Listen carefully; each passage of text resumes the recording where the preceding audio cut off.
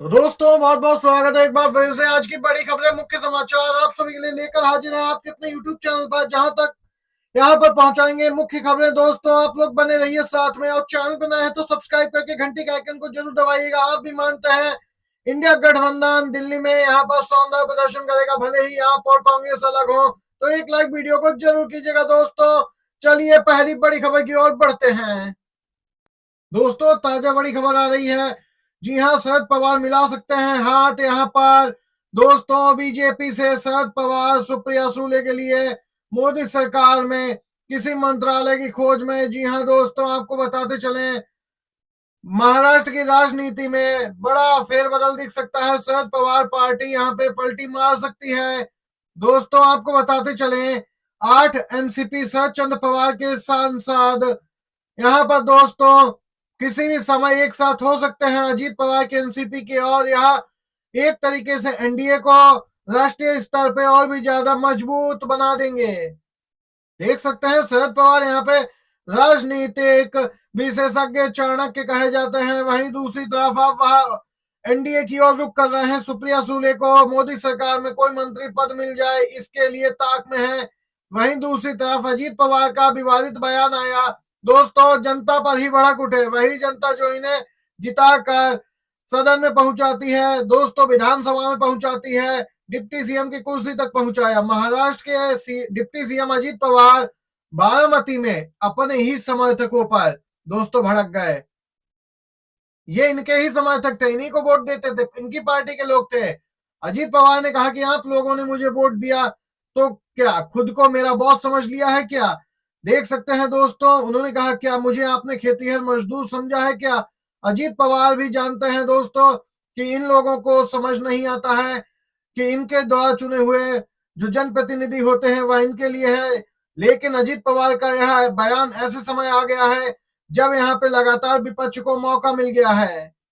Social media पर लोग कह रहे हैं कि अजीत पवार को भी पता है कि सरकार ईवीएम से चुनी हुई है, ईवीएम द्वारा चुनाव से बनी है, ना कि इन लोगों के वोट से, इसीलिए भड़क रहे हैं डिप्टी सीएम।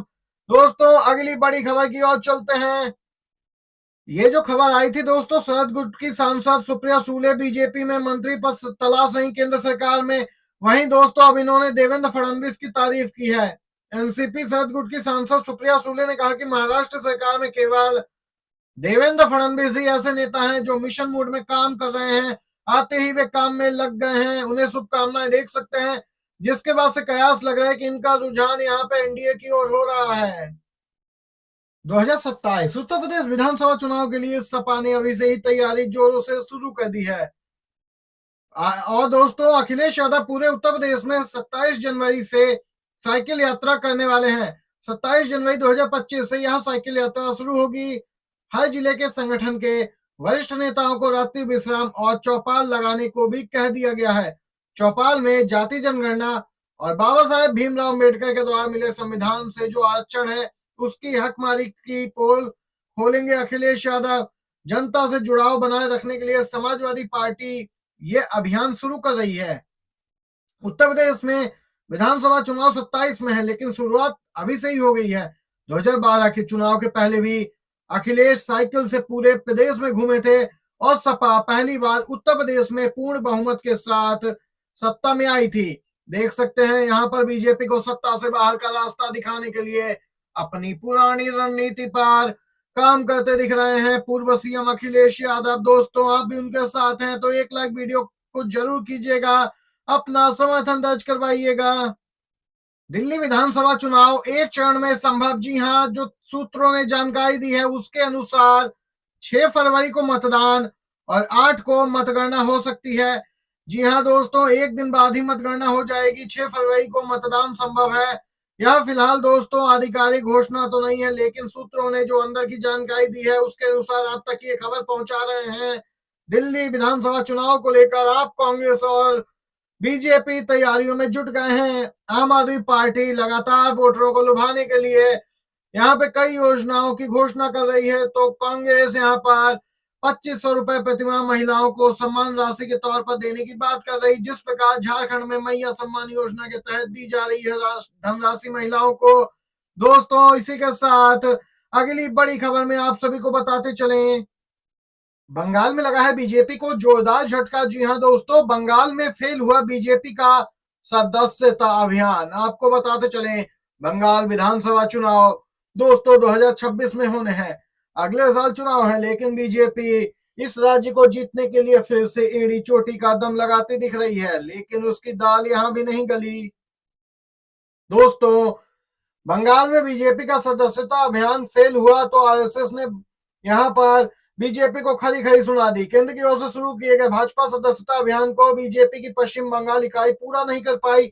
ऐसे में आरएसएस ने भाजपा से साल 2026 के विधानसभा चुनाव में सीएम बनर्जी को जोरदार टक्कर देने के लिए एक करिश्माई चेहरा ढूंढने को कहा है। सदस्यता अभियान पश्चिम बंगाल और भाजपा के अंदरूनी कलह और कमजोरियों को सामने ला दिया है। दोस्तों, आरएसएस जिसने हरियाणा और महाराष्ट्र में जीत में अहम भूमिका निभाई बीजेपी की, अब यहाँ पे बंगाल भी फतेह करने की फिराक में है। लेकिन दोस्तों, आपको बताते चले, आरएसएस के गैर अधिकारी बंगाली मुखपत्र वाली पत्रिका स्वास्तिक में लेख छपा, जिसमें यहाँ पे बीजेपी को नया टास्क दिया गया। सीधे सीधे लिखा गया है कि एक नया चेहरा पेश करना चाहिए, जिससे कि सीएम बनर्जी को आने वाले विधानसभा चुनाव में टक्कर दी जा सके। अरविंद केजरीवाल की सीट पर वोटों का घोटाला, चुनाव से पहले आपका बड़ा दावा। दिल्ली में विधानसभा चुनाव से पहले दोस्तों, आम आदमी पार्टी वोटर लिस्ट से उसके समर्थकों का नाम हटाए जाने का लगातार आरोप लगा रही। अब दिल्ली की सीएम आतिशी ने दावा किया कि आप प्रमुख केजरीवाल की सीट नई दिल्ली में वोटों का घोटाला किया जा रहा। उन्होंने कहा कि 10% वोट जोड़ने और 5.5% वोटों को काटने के आवेदन देकर चुनाव में हेरफेर की साजिश की गई। दोस्तों, देख सकते हैं, सीएम आतिशी ने कहा कि वोट का अधिकार हमारे देश के संविधान का मौलिक अधिकार है, लेकिन आज भाजपा वाले वोट का अधिकार पर ही घोटाला कर रहे हैं। इस देश के संविधान की धज्जियां उड़ रही हैं। दोस्तों, नई दिल्ली विधानसभा में बहुत बड़े स्तर पर वोटर स्कैम सामने आया है। आपको बताते चले, अरविंद केजरीवाल को हराने के लिए एड़ी चोटी का दम बीजेपी लगा रही है। सीएम आतिशी ने बीजेपी और चुनाव आयोग पर एक साथ निशाना साधा है। दिल्ली विधानसभा को लेकर दोस्तों जल्द ही आधिकारिक तारीखों की घोषणा होने वाली है। उससे पहले देख सकते हैं, वोटर स्कैम यहाँ पे इसे नाम दिया गया आपकी ओर से। यहाँ पर बीजेपी ने दोस्तों बड़ा घोटाला किया है। आप आदमी पार्टी का यह आरोप ऐसे समय में आया है जब चुनाव की तारीखों में कुछ ही समय का वक्त शेष है। जल्द ही ऐलान हो जाएगा और यहाँ पे चुनावी बिगुल बजेगा। आपको बताते चले, आदर्श आचार संहिता लागू हो जाएगी।